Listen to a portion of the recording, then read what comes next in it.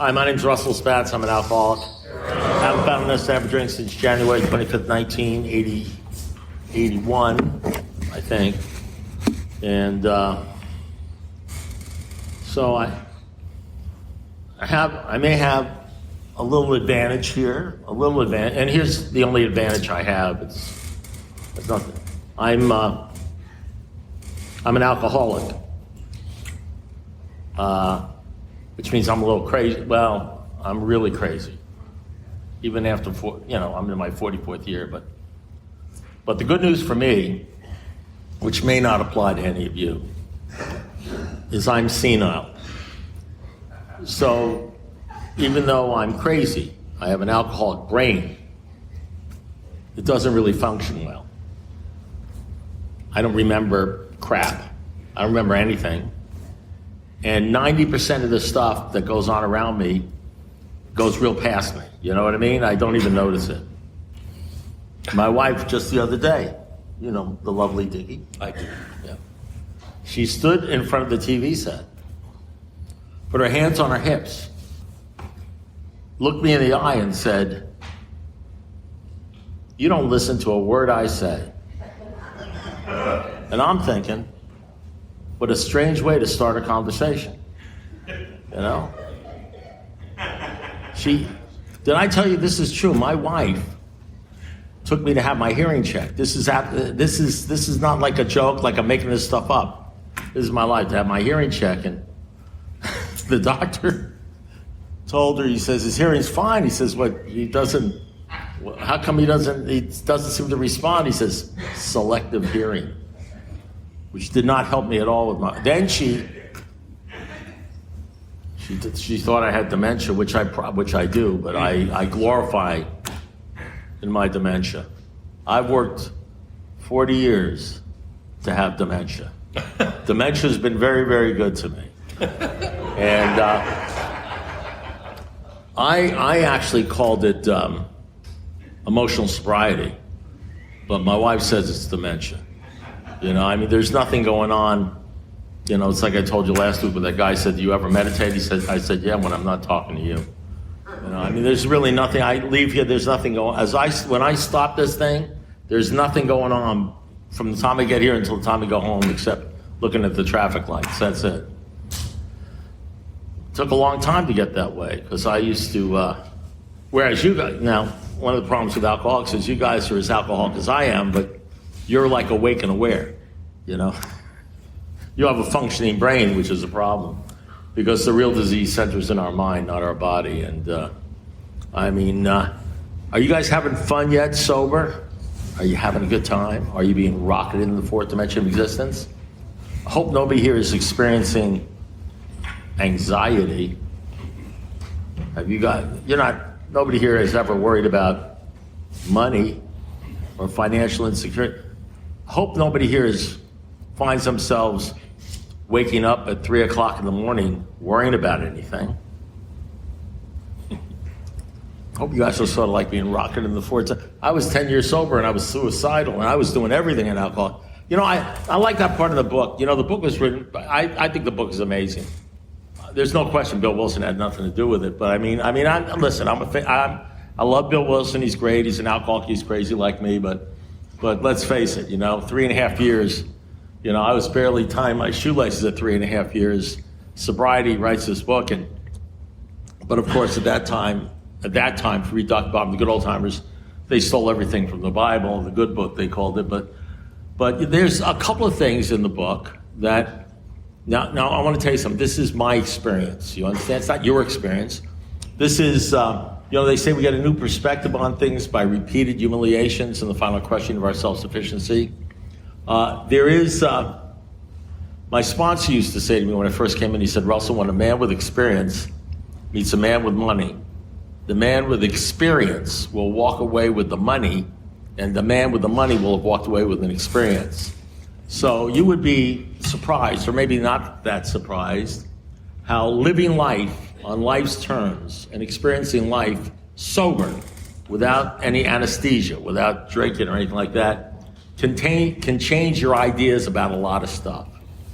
So it's just that God has had the God has had the ability to work on me with repeated humiliations over like 40 years or so. So I have a different kind of perspective. So all I do is I share my perspective on stuff. And so actually, well, let's put it this way. Bill Wilson wrote the big book when he was 3.5 years sober, maybe 4 years sober. Think about that. When he was 20 years sober, the guy who wrote the big book was taking LSD to feel better. I'm not putting Bill Wilson down. I'm not telling you, everybody knew about it. He was talking about it. He almost hit bottom again. And then he wrote an essay called The Next Frontier. And he explained the experience to alcoholics. If you read it, now there's the Bill Wilson at 3.5 years who wrote this with, I believe, divine intervention. Then there's Bill Wilson at 20 years when somehow it seemed to be failing on him. It wasn't working. Tell me why I have seen this hundreds of times. People stay sober in Alcoholics Anonymous, going to meetings for 15, 20, 30 years, and then they drink again. How is that possible? I mean, I know we say the only step you have to take 100% is the first step. Is that the reason why? Some guy hung around here for 25 years, worked the program, went to meetings, sponsored people, did everything, and now he's drinking because he didn't take the first step? I mean, you really think that? I mean, I'm just saying there may be, as you go along in life, as you see people drop off, people you were thinking would never drink, people who are active, you see them drop off. As you gain that experience of seeing people drink and fall away that were solid or you thought were solid, and maybe they were solid, you may come to the conclusion that there's something going on here other than the perfect first step. Now, I want to tell you that I hit bottom when it came to alcohol. I'm a white chip wonder. I got down on my knees on December 25th, Christmas morning at 3 o'clock in the morning. I asked the Lord to come into my life. And I was a Jewish kid, so that shows you how desperate I was. I continued to drink for 30 days, and then I had my last drink. Picked up a white chip. I don't know. Did I take the first? I believe I took the first step. I believe I did, but let's say I drank. It's possible, like a week from now, right after this meeting, you're going to say, oh, well, he obviously didn't take the first step. There may be more stuff going on here that we haven't figured out. Maybe it has to do with the same. Maybe there's a step you take in order to sort of enter the arena. You know, enter the football arena and get to sit in the stands, in the bleachers or something. You get into the concert, and maybe there's something else you got to do in order to be on the playing field. In other words, maybe you can't sit still. What does it say in the book? It says it's easy to rest on our laurels, but we're headed for trouble if we do. Because alcohol is a subtle foe, cunning foe. Maybe the first step is enough to get you into the arena. Maybe you can even hang on for 5, 10, 15, 20 years.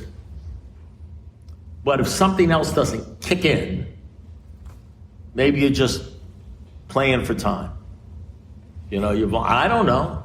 You'll figure it out. You'll figure it out one way or the other. But I'm just telling you, this is just my opinion. Now, my opinion is no different than anybody else. I mean, I'm an alcoholic. The only difference is I'm in my 44th year. Now, what does that mean? What that means, and there are other people in the 40s, what that means is that I think Bill Wilson died at 30 years or something like that. 30 years, so he wrote that's when. So I'm like 20 years past that. Does that mean I'm smarter than everybody else? No, it just means my experience is 10 or 20 years more than what Bill Wilson was when he wrote that last deal.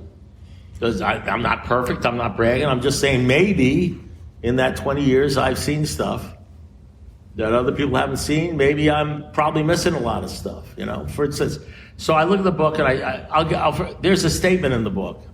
I'm not going to get this right because I don't have the book open, but I'll say, has anybody ever seen this statement about alcoholics? It says this, something like this. It says, but we found that when an alcoholic stops drinking, he reacts like most normal people. That's not been my experience. My experience has not been that, now really, I don't know what normal is, but my experience is that alcoholics stop drinking, they don't act normally. They don't think normally. They think like alcoholics, because I believe that the disease, the dis-ease, centers in our mind, not our bodies. Because I had some great times the first 20 years of my sobriety, first 25 years of my sobriety. I was rocked in the fourth dimension several times, many times. I experienced the promises. They come in, they go out. They come in, they go out. You know, Tuesday at 3 o'clock in the afternoon, you're wonderful to be alive. You're being rocked in the fourth dimension of existence. On Wednesday, you're thinking about killing yourself. You know what I mean? That's it. You know, so when I said, are you having fun yet? You know, there's this old idea I have that, well, these guys will never understand because they don't think like me or not like me. I'm like unique. But I found throughout my life, if I just talk about exactly what's gone on with me, a lot of people come to me and says, you're telling my story. So the way I figure it is, if it happened to me, or if I thought this way, or if it happened to me, it probably happened to you. And my experience with staying sober for the first 20 years was sometimes it was flippin' horrible. As a matter of fact, sober fear, sober worry is, I want to say this, and maybe I'm wrong, but I'm just going to say it, is so much worse than drunk. You know, when you're up at 3 o'clock in the morning and you know your life is over and they're all going to find out and you're going to be arrested or you're going to go bankrupt or they're going to foreclose on your house and you got a wife and 3 kids or you have no money in the bank or you don't know, you know, or somebody's going to sue you or everybody's going to find out you're a phony or whatever that crap is that's going on in your mind and you got 5 or 10 years. Let me tell you, and you can't even tell your group because you're doing the steps that night. You know what I mean? And they like you and they think you're sober and you're going to tell them, I felt like killing myself today. And you go there and you tough it out and you talk to them everything and you're lifted up and you feel good. And for one more day you don't drink, which is a victory, but you're not having fun. You know, you're not reacting like, I don't know how normal people react, but it's like high anxiety. My first 10, 20 years, and let me tell you something. I was the Intergroup Banquet Chairman 2 years in a row. I sponsored I don't know how many people. You know, I was a chairman of the group. I did all the stuff. I was 8 years on Relay. 8 years in Dade County. If anybody called up Alcoholics Anonymous on Friday night between 8 o'clock at night and 9 o'clock on Saturday morning, they got me. So nobody stayed sober during that period of time. Nobody got sober, they got me. So I was like active, you understand? And even being active at 3, 4, 5, 6, 10 years did not stop the anxiety. Did not stop the worrying about the money. Did not stop the worrying about what you thought about me. Did not stop the worrying about being rejected. You know that part of the book it says, that promise where it says you'll lose fear of people and of economic insecurity? You know that part? Didn't happen for me for 20, 25 years. It would happen in drips and drabs. It happens in drips and drabs. You know, like I'm 9 years sober. I'm working this thing like a son of a bitch. Now, let me tell you something. I'm an alcoholic. One of the things that means is I'm impatient. I also expect a lot. I believe I'm entitled. In other words, I'll work this thing for a year or two. You know what I mean? I'll probably get the promises after about a year or 6 months or 2 years. But what happens when you're 10 years sober and you're not getting the promises? And once again, you're broke or you're worried about money. I mean, what do you do when you're 10 years? I mean, I'm talking double digit. Where you're working your ass off. If only had 10 years and you have an idea that you'll be okay, you'll be gliding, you know, by that time. What happens when you're 10 years sober and life is not fun? But you somehow are sliding through it because you're doing everything, which will sort of keep you sober away from alcohol but it doesn't necessarily help the brain thing. You're 5 years sober, you still got the brain problem. You still got the fear, the corrosive threat. It hasn't all gotten perfect. You somehow you have to work hard to be okay. You got to find a spot. You got to go to the sponsor. You got to, after you decide, you try to do it on your own. It ain't working for a week, and then you finally go up to your sponsor and you say, look, I think I'm a little worried about this. I got a little problem. When somebody says I got a little problem, that means I'm going to kill myself. That's alcohol code. Because I wouldn't say anything if it's like bad. I went up to Ray O'Keefe and I said, I don't understand. I'm 10 years sober and I don't understand what's going on. I'm broke. I got these 4 kids. I got this going on, that going on. I'm doing convention. I'm speaking at the thing. I said, what about that? When am I going to get financial security? When am I going to get the promise of financial security? I mean, once again, the credit cards are maxed up. I'm broke and everything like that. I'm supposed to have financial. When does that promise happen? He said, who told you that was going to happen? I said, it's in the big book. He says, it's not in the big book. I said, it's in the big book. He says, it's not. I said, it is. He says, read it to me. And I read it. It says, fear of people and of economic insecurity will leave you. He says, yes, the fear will leave you. He says, but Russell, you'll always be broke. It just won't bother you. I says, actually, that made me feel good. I was worried that was something wrong with me because I was worried about it. He says, no, you'll always be broke, but it won't bother you. When do you get to the point where things don't bother you? When do you get to the point where people doesn't bother you? When do you get to the point where your wife or your husband doesn't bother you? It's pretty much close to the time when they're putting their hands like this and they're saying, you don't listen to a word I say. It's pretty close to the time when you miss. You see, if you're an alcoholic, you don't miss anything. You know everything that's going on around you because all affects you. Whether it affects you or not, it has something to do with you because you are always worried about something. You're going to miss something that's going to come from left field. But, I'll tell you what, when all of a sudden you become unbotherable because you're not really concentrating on anything because you're not paying too much attention. You know what that has to do with? What I found? It has to do with having faith in God. I'm not making this stuff up, and neither do I claim that I discovered it. But what happens is, that line, we never apologize for God. All men of faith have courage. They trust their God. I don't know what you think of when you see that line. I don't know whether you think anything about it. I don't know whether it even comes up on your radar, but I'll tell you what I think about it. I think if you really trust in God and you've abandoned yourself for God, you don't notice most of the stuff that's happening in your life. And the stuff you notice doesn't bother you. Because I think you trust God to take care of you.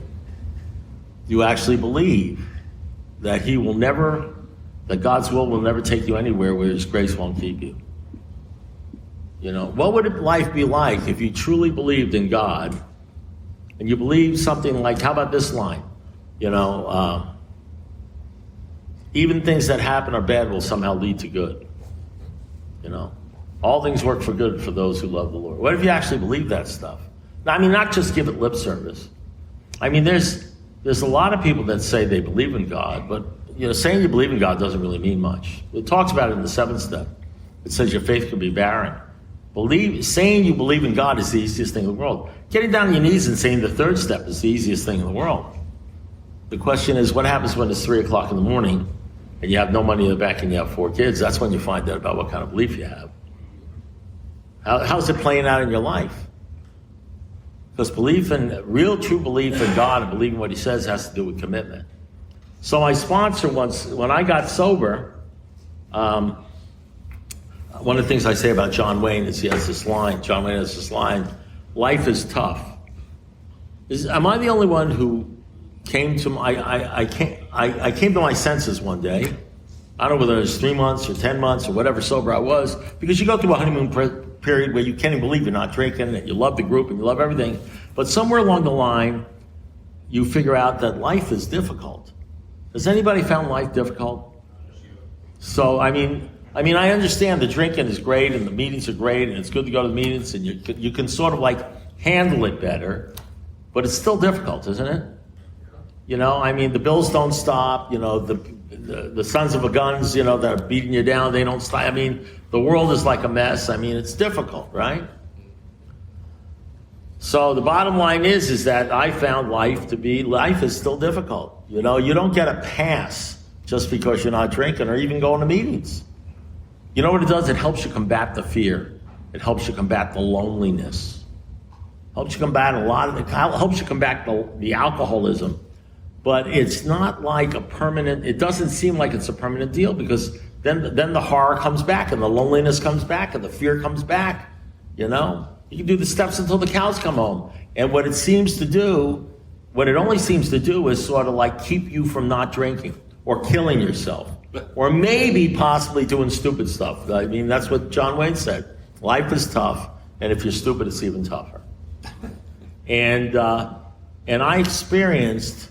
I know what it's like to be working a program of recovery for 5, 10, 15, and 20 years, and still from time to time doing stupid shit.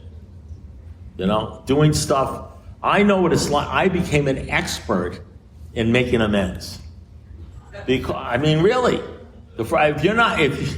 maybe you're one of these guys that you got 10 years or 15 years and you never have people on your mind.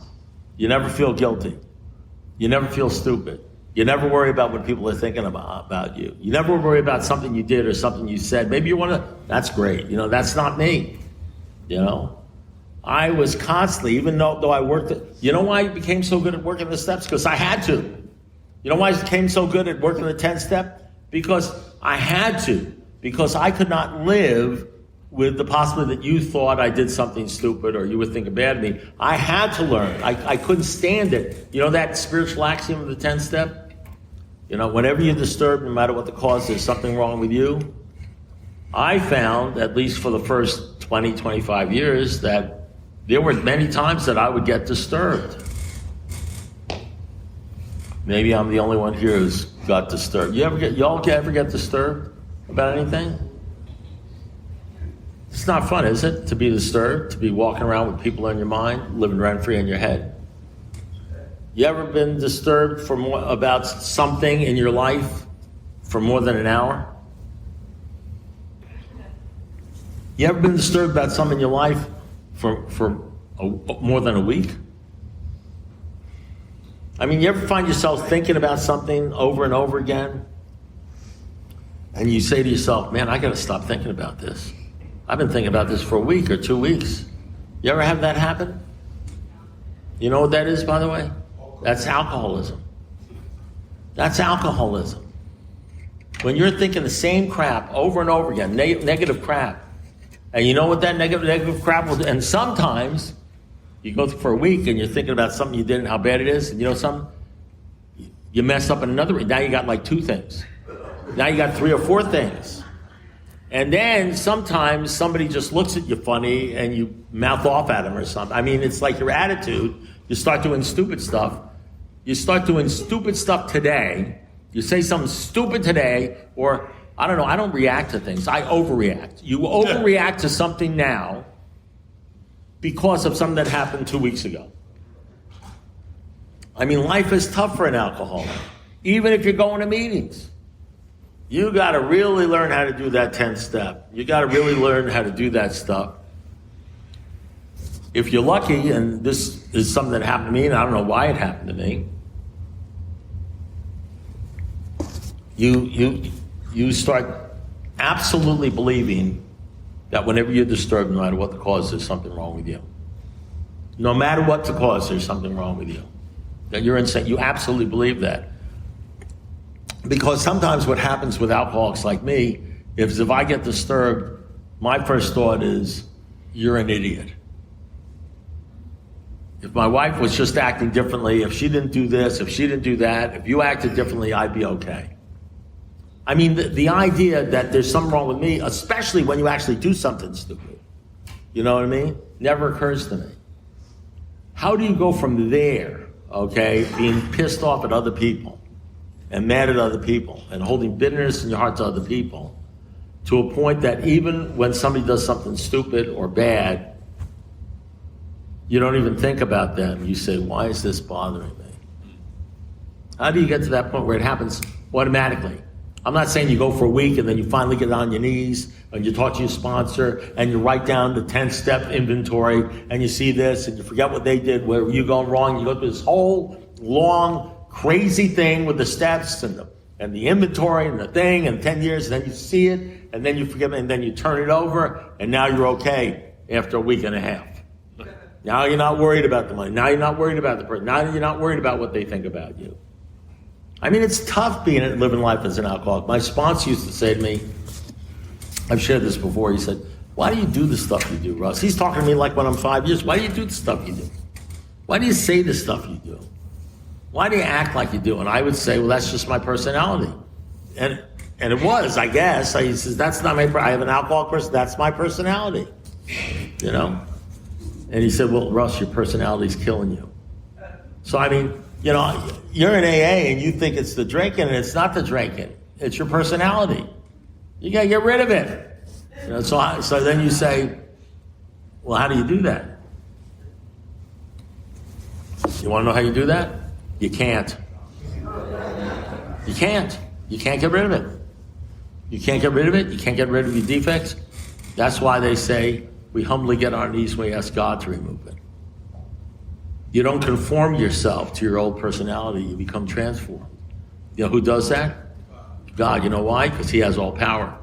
Listen, I'm not making this crap up. This is the big book about God, because he has all power. He has the power to change you to a different individual, to a different person. He has the power to make it so that the promises happen permanently in your life and you become undisturbable. You're not disturbed. So I got a little story. I don't know why I call this a 10th step story, because I believe that one of the most important things about the 10th step, I'm a product of AA. I'm the product of working the program. I'm a product of reading all the books over and over again. I've got a lot of this stuff memorized, not because I said, let me memorize this, because I've read it so many times. And it's part of my life, along with, you know, Bible studies and things like that, so I can mash them up and put them together, because they're all the same deal. But the most important thing, one of the most important things to sharing is, as opposed to preaching, is giving your own testimony. It says, we never apologize for God. All men of faith have courage. They trust their God. Instead, they let him demonstrate. You demonstrate through who you are and what you are, and your testimony, through your testimony, what he has done for you. You know, that's what you do. That's what we do. We say, this is what God has said to me. This is how it happened. It says, when you testify, you're supposed to say, all men who are working A, what you're supposed to do is, in your own language and from your own point of view, talk about how you develop your relationship with God. And so I have this story. I was thinking about it on the way up here, and I seem to tell it from time to time when I'm doing the 10th step. I don't know why. I got a lot of 10-step stories, but I just started thinking about this story, and it has something to do with the step 10. One of the reasons it's interesting, I find it has something to do with 10-step, is because it happened when I had about 10 years or something like that, 8 or 9 or 10 years. So it wasn't a drinking thing, you know what I mean? It was a thinking thing about how I am and how I think. And so I'm going to tell you this little story. You know, we'll see what you think about it. I think it has something to do with our sickness and alcoholic fear. So you all know I'm a lawyer by trade. I'm a criminal attorney. I do criminal divorce. And I was a prosecutor for many years. And so when I went out on my own, I used to do a lot of very serious stuff. And, you know, murders and sexual batteries and major drug stuff and everything like that. And so when I went out on my own, I said one day, I don't know whether I had 5 or 6 years sobriety, whatever it is, I'm sitting in my office, and this kid comes into my office. I say kid, he's probably 26, 27. He's from Massachusetts. And he comes in with his parents. And his father's like a professor up there in Massachusetts, mother's whatever it is. And he got arrested in Broward County with sale and possession of a couple of kilos of cocaine. Now, you may not know this. He's a first offender. Now, you may not know this, but in the state of Florida, trafficking cocaine in that amount is a minimum 15 years. That means if you are the judge's, daughter, you're going away for 15 years. Can't be suspended, you got 15 years. And this is the first offense, and they're carrying like a little baby because he's got like a little baby. He's never been arrested before. And what happened with this kid, so you know what happened? He went to a guy's house to buy some marijuana, and the guy was sitting there, but before he could buy the marijuana, there was some people coming in to buy a couple of kilos of cocaine. So they were buying the cocaine, and he was sitting there in the corner waiting for his ounce of marijuana, whatever the hell it was, and the guy said, "Why don't you help me count the money?" And so the kids started counting the money, and the guys that were buying the cocaine were narcs. So they arrested him for sale of cocaine. So that's the deal. So now he's facing 15 years in the state penitentiary. You with me? And so they pay me, at that time, for me, it was a lot of money, It was a lot of money for me at the time. It's a lot of money now, but to represent him in Broward County. And this is what they kept on saying to me throughout this thing. It lasted about 6 or 7 months before we went to trial. They kept on saying, I tried to tell them because it was obvious to me that he had 2 chances of beating this thing. Slim and none. And Slim is left town.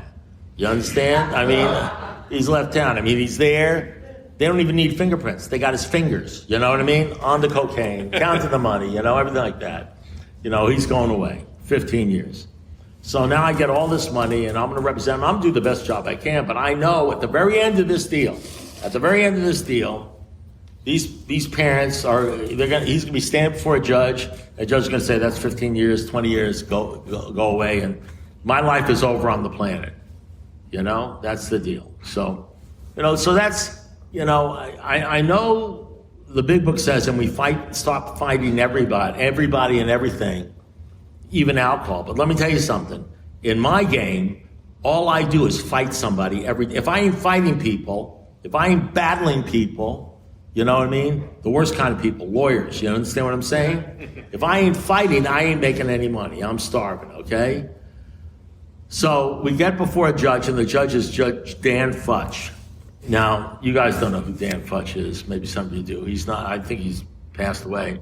Let me give you an idea of this judge. In his chambers, he had a miniature electric chair that lit up. That lit up. You know what I mean? So it gives you an idea of what's going on. So I'm with this kid, the baby, the parents, and all they say to me, no matter what I say to them, all they say to me is, we don't need to know anything. We trust you, Mr. Spatz. We know you're going to get our little boy off. I say, yeah, but he says, listen, don't even bother. We don't need to know anything. We have complete faith in you that you're going to get our little boy off. Now, I understand that a lot of you guys aren't lawyers and you don't do the kind of work I do, but I want you to imagine, this thing lasted for 6 months, what was going on in my mind every night I went to sleep. I want you to sort of imagine, as I was going to sleep, what I was thinking about for 6 months, every single day. Because I knew my life was over and it was never going to be better. And I had like 5 or 6 or 7 years or something like that.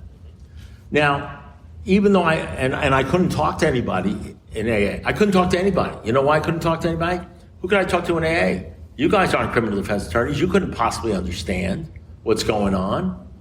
I can't share this thing with the group. Well, maybe say, well, why don't you just call up another criminal defense attorney? I'm going to call up another criminal defense attorney, me, and I'm going to tell them I'm scared. You think that's going to happen? Listen, I got this case, I'm scared. You think that? I'm going to tell my sponsor. He doesn't know. He's not going to help me. He doesn't know anything about this stuff. He doesn't know Dan Futch. You know what I'm talking about? This is my life. But you want to know something? This is your life too. It's going to be, the same thing's going to happen to you about something else. You understand? And this isn't my fear, and what's going on isn't because I'm not working a program of recovery. I'm sober, I'm doing the steps. I'm sponsoring people. You know? It's not helping at all. I shouldn't say it's not helping at all. I'm obviously sober, so it's doing something, right? So, that's not even the story. Here's the story. That's the setup for the story. So this is actually affecting me. This is affecting me. I mean, I don't like to use the word depressed. I'm not operating on all 8 cylinders. You understand what I'm saying? You know, because I've got this thing on, because no matter what I'm doing and where I am at, in the back or front of my mind is, what am I going to do when the roof caves in and they find out that I'm horrible? I mean, I just see front page of the Miami Herald, worst lawyer in the world. He lied to them about taking their, you know, whatever it is, you know? Because if you're an alcoholic, alcoholics have a tendency, you ready for this, to magnify their fears. So if they think something might hurt them, what they go right for is, it's going to kill me. You know, they think of the worst possible scenario. They just know it's going to happen. So this is what's going on in my mind for like 6, 7, 8 months, okay? And of course, I'm doing mechanically what you're supposed to be doing. So my sponsor says to me, you know, there's a retreat going on over the something retreat house, and you want to go to that retreat. And I said, I don't have time to go to retreat. I don't have time. I got a lot of stuff on my mind. I got some big cases coming up. I can't go to any retreat.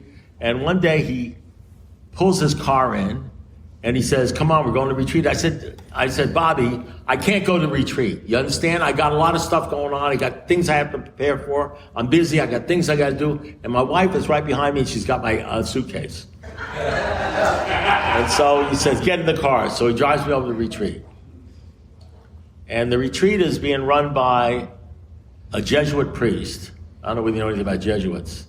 These are like the cream of the crop of Catholic, priests, the Jesuits.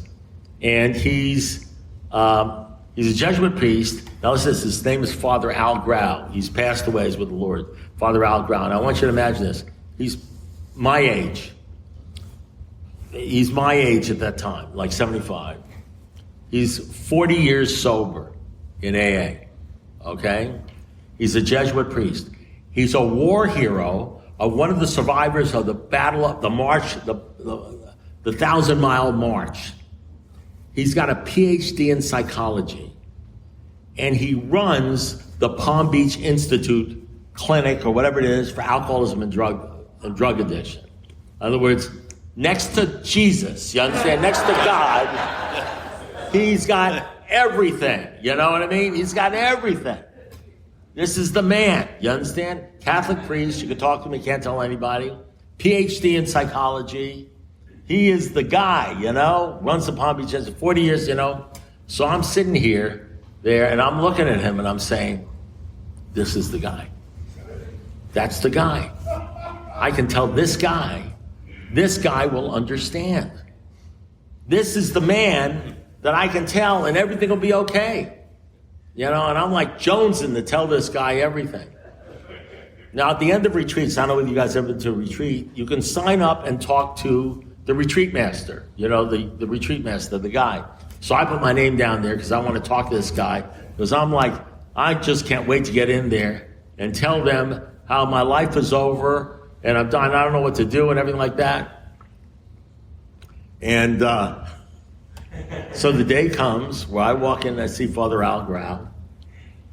And I walk in and he says, yes, my son, what can I do for you? And I say, well, Father, this is what's going on. I start telling him the story. The guy came into me, he paid me money, 2 kilos of cocaine. I represent him, his mother, they're saying, and I know this guy's going to go to jail and everything. And he puts his hand up like this. And he says, I'm not the guy. Now, I want to explain something to you. He's actually the only guy on the planet. And he says, I can't help you, I'm not the guy. I can't talk to you about this. And I say, because I'm an alcoholic, I say, no, you're the guy. And he says, no, I am not the guy. And I said, no, you're the guy. You're the guy I got to talk to about this. He says, I'm not the guy. He says, no, you're the guy. So finally he says, okay, tell me about it. And I tell him the same story I just told you. Everything. And then I'm done talking and I say, so what do you think, Father? He says, what do I think? He says, you want to know what I think? He says, yeah, I want to know what you think. He says, I think you're full of shit.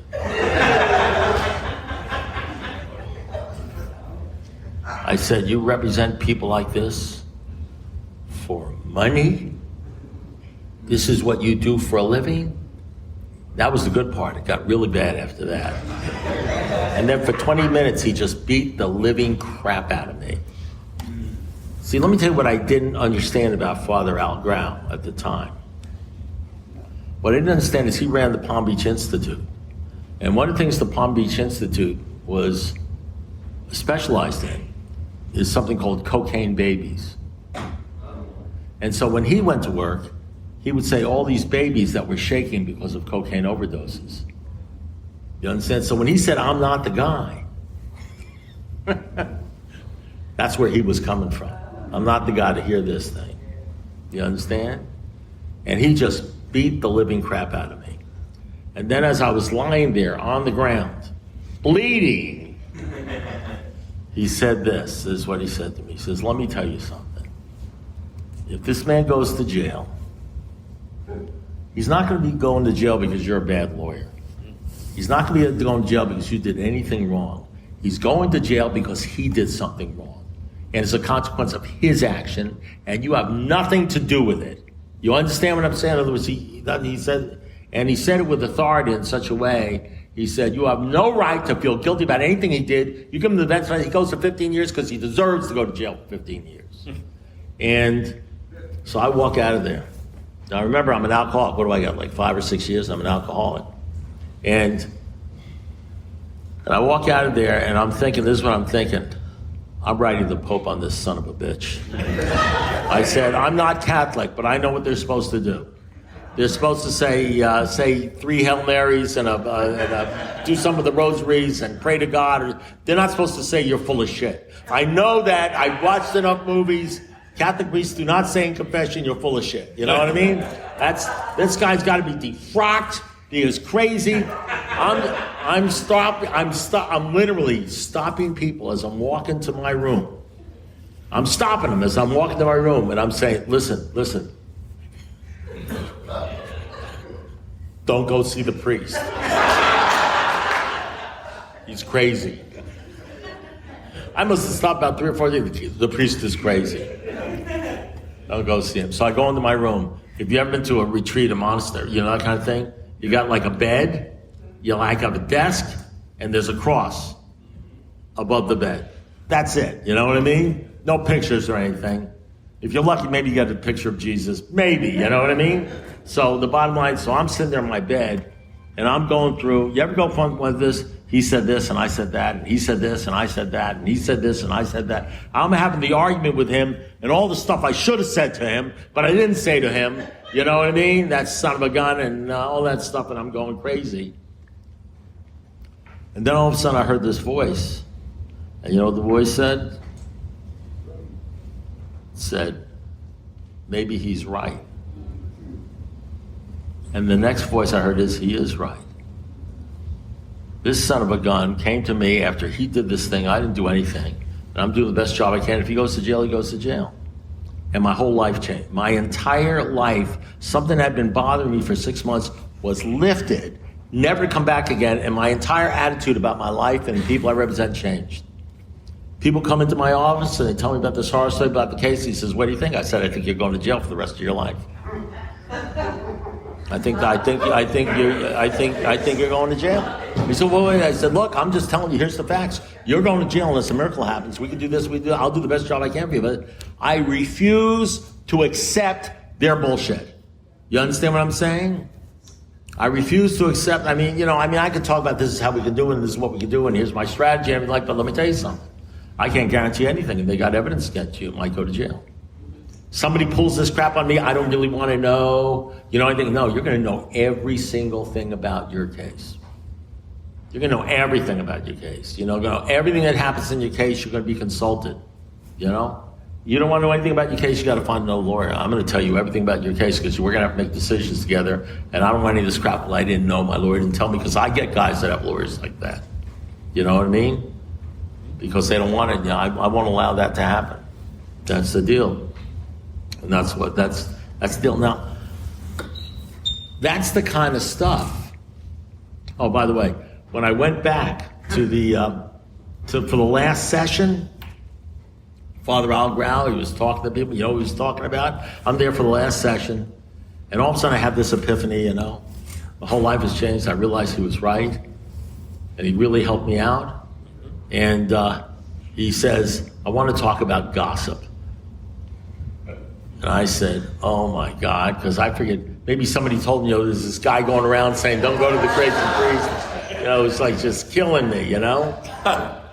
It's killing me. So, and I don't know, because it has something to do with, I think what alcoholics need to understand, I don't want to hate this, I'll put it this way. The best thing I can do for an alcoholic who's going to suffer all this crap, I mean, let me tell you something. For the first 10, 15, 20 years, 25 years, it ain't going to be all fun and games. It's going to be a long and winding road that leads to his door. You know what I mean? And you're going to be up and you're going to be down. It's going to be all sorts of stuff going on. And the one thing I need to know that will give me hope is that I'm not screwed up, or it's not that it's not working for me, but this is the crap you have to go through. You know, this is part of the training and the pressure and the trials you have to go through to be able to, you know that line, most alcoholics, when they stop drinking, they react normally. That's not true. That's not true. We react terribly. We're touchy. We're sensitive. We do stupid things. That's why we do the 10-step. Now, I'm not saying normal people are perfect, but we overreact, we get depressed, we yell, we scream. I mean, if you don't understand that, you haven't sponsored a lot of people. You know? Now, I understand in the big book when they're talking about not drinking, they don't go into all this stuff, maybe on 12 and 12 or later on.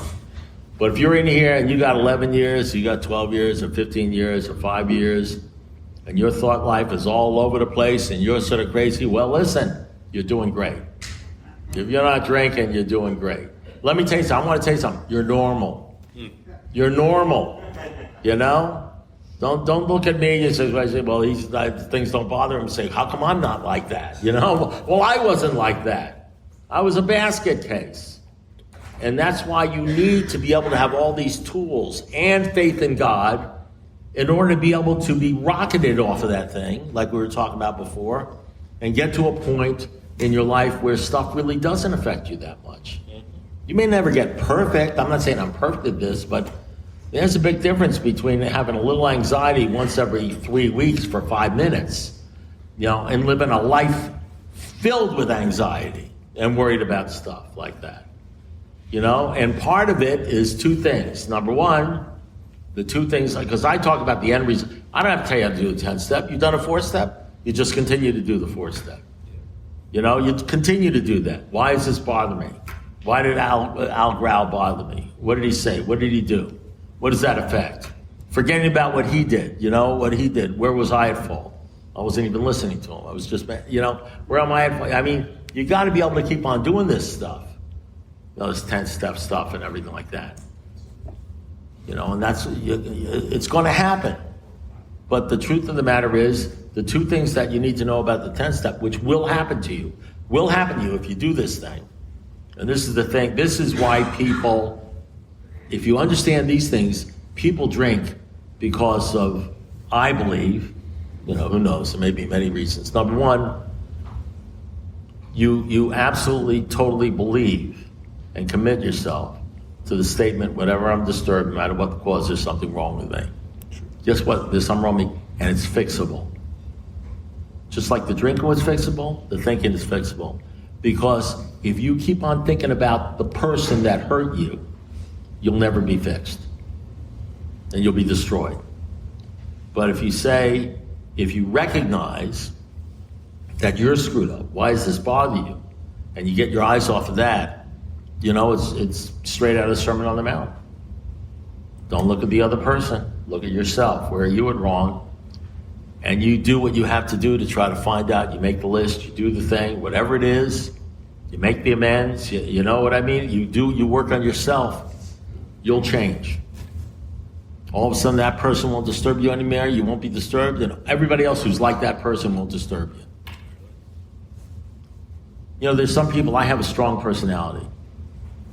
I mean, there's no doubt about it. I don't apologize for it. That's how I make my living, I have a strong personality. So there are people that will walk out on me because I don't like that guy. He's arrogant, he's full of crap and all that sort of stuff. Probably true. It sounds like, but you want to know something? They've never understood the term principles before personalities. That's right. You know what the term principles before personality, you know what that means? That means it doesn't matter how arrogant I am or whatever you think, full of myself. What matters is, what am I saying? There you go. What am I saying? Amen, brother. If you don't understand that, you're not sober. And the second thing that happens with this deal is what happens later on with 10-step, restraint of tongue and pen. Because oddly enough, when you're not disturbable, when you don't get disturbed about all these things and you're not sensitive, you don't react or overreact. And I find a lot of stuff that goes around, happens to me today with alcoholics, I'll be honest with you, that used to drive me crazy, or not even alcoholics, just regular people. I start laughing. I just think it's funny. I just laugh. It's like to me, it's like a situation comedy. I'm watching this thing. I think alcoholics are funny. Because I recognize the thinking and all that sort of stuff. And the third thing is I recognize how important belief in God is. Because if you don't believe in God and you don't have faith, and you believe God, anybody in this place can say, I believe in God. There's no skin. It's meaningless to say I believe in God. Everybody says they believe in God except the atheists, but that's a whole other story. Believe in God. The next question is, okay, you believe in God, so do you believe God? Do you believe God? And then you'll say, well, what does that mean? And if you don't know what that means, then you don't believe God. Because how can you believe a God when you don't even know who God is? See, the problem with an imaginary God you make up, is you don't know who he is. All you know is he thinks like you. He likes you, he thinks like you, and he'll never hurt you. But you don't know much about him. So how can you believe in something when you don't even know what the something is? It's just some sort of fuzzy thing. So, I'm not telling you to go for any religion or anything like that, but you see, I believe God. And the great thing about believing God is that if you believe in the kind of God I believe in, which is really, you could put if you look at the big book, he follows the big book, he follows the bigger book too.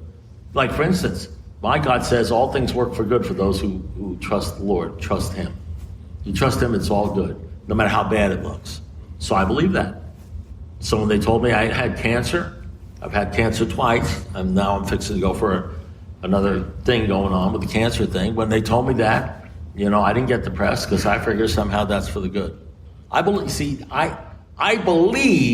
that if I have cancer, everything's going to work out even if I die. I believe that. That's different than saying I believe in God. If you don't understand that that's different, believing that all things work for good for those who love God, if you don't understand the difference between a person who says I believe in God and a person says I believe even if I get slain or something bad happens to me, that all things will work for good. If you don't believe the difference in attitude, what that's about, so it means you can't get disturbable if you believe that. That's right. You know, you understand? It has to do with being disturbed. So that's why they say all men of faith have courage. They trust their God. And unfortunately, so I talk about this stuff. And I talk about this stuff because I'm not worried about what you think about me. They don't talk about it in AA because in AA, people worry about what people will think about them. So you can have a life where you're constantly worrying about what other people think about you. Or you can have a life where you're not worried about what people think about you. Which one do you want? Do you want to be worried about what people think about you? Or you want to not be worried about what people think about you? You want to live a life of anxiety and fear? Or do you want to live a life of peace and serenity? You see, you can't do if you want to live a life of peace and serenity, you got to believe in God. You got to believe in something that's all powerful. By the way, this is from the big book.